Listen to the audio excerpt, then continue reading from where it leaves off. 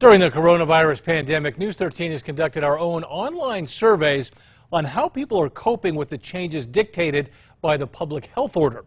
The questions range from masks to businesses reopening and even antibody testing. News 13's Rachel Knapp has the results.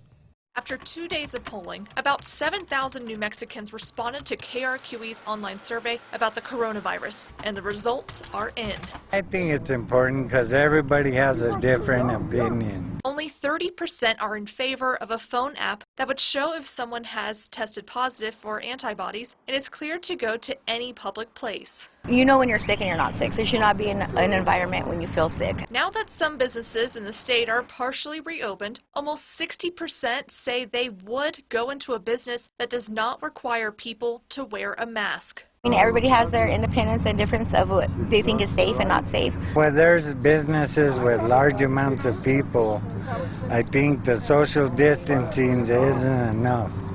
Yeah, so I think you should wear a mask when you go in. And now that restaurants have partially reopened as well, about 50% say they would still not go into restaurants for dine-in services at this time, compared to 30% who would go once a week, and 15% say they would go a few times a week. I'd probably go maybe once or twice a week. I would go at least once or twice a week.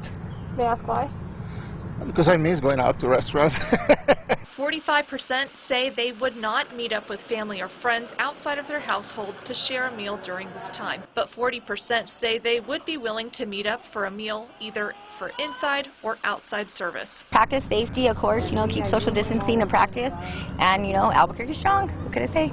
Rachel Knapp, KRQE, News 13.